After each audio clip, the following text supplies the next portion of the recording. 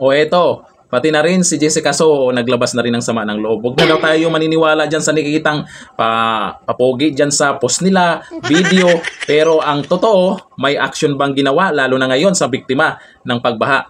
O dito po sa post ng Impact Leadership, ang sabi niya, hindi na sapat na tayo'y manood lang sa kanilang mga video at litrato. O sino yung mga nagpapapogi dyan na pag naglalakad, binibidyuhan, pero mukhang hindi naman welcome ng taong bayan. Nakatingin lang sa kanya, pakaway-kaway pa. Tapos may mga picture na paturo-turo doon, turo dito. Tapos nakaganon pa, nakahawak sa baywang, lungkot-lungkutan. Pag nagsalita, suri-suri. O ganon. Sino kaya yan? Hindi rin sapat ang awa. O yung mga naawa sa mga ganito, yung action ang hinahanap ng taong bayan. Buti naman itong si Jessica Soho ay nakikita talaga niya yung totoong pangyayari ngayon. Yung iba bakit parang natatakpan ha?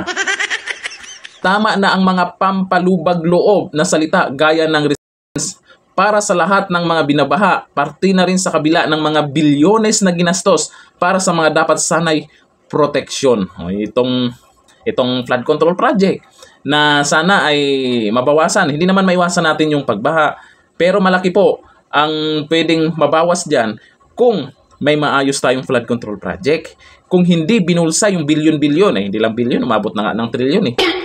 Ang dapat daw isigaw ngayon, katarungan. Hindi naman itong si Jessica Soho ay nagsalita na rin. Alam po natin yung pinaghuhugutan po niya dito ay sa Paul si Junior. Hindi naman pwedeng nakita natin sa balita, naglalakad, nagpunta doon sa biktima.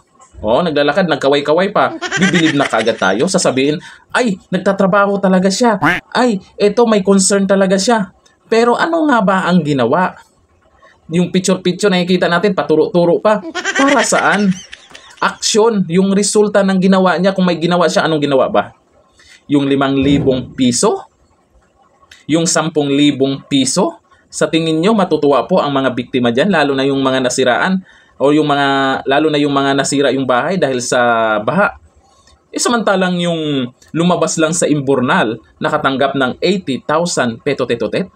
Tapos sila, sa halagang 5,000, saan aabot yung 5,000 na yan? Yung pinagyayabang nyo nakaraan, may pera. O, Auntie Claire, kala ko ba may pera?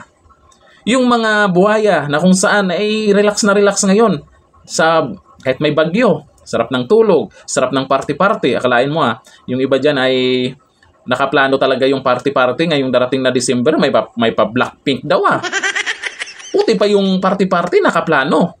Pero yung darating na bagyo, ang tanong, nakaplano ba? Tapos sasabihin, sorry.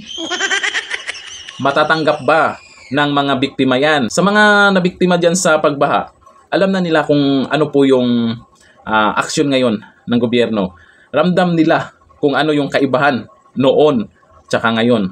Ibang-iba. Kasi noon pa lang, akalain mo noon pa lang, pag nabalita na may papasok na super typhoon, natataranta na yung iba-ibang ahensya ng gobyerno para maghanda.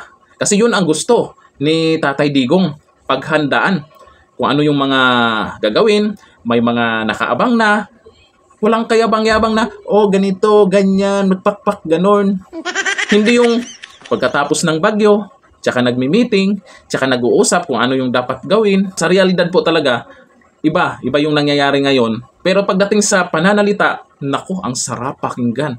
May pera, may tulong, nalulungkot siya. Sorry. Yung iba nagsisigaw na ng Marcos resign. Naku po, mahirap talaga yan. Malabo pa sa sabaw ng pusit na gagawin niya yan. Baka gusto pang mag-extend yan. Yan ang gusto din ng mga loyalista. Na mag-extend pa yan. Naku po, kaya pa ba? Yung ibang bansa ay mukhang wala ng tiwala sa atin, di ba? Tapos ngayon, dito sa nangyaring malakas na bagyo, pagbaha, may mga naka-schedule na malakihang rally na naman. Isa ba kayo sasama dyan para manawagan?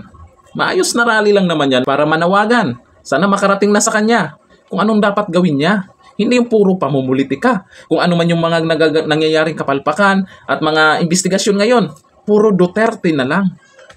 Unahin muna ang taong bayan. Ganito na lang. Thank you. Bye-bye.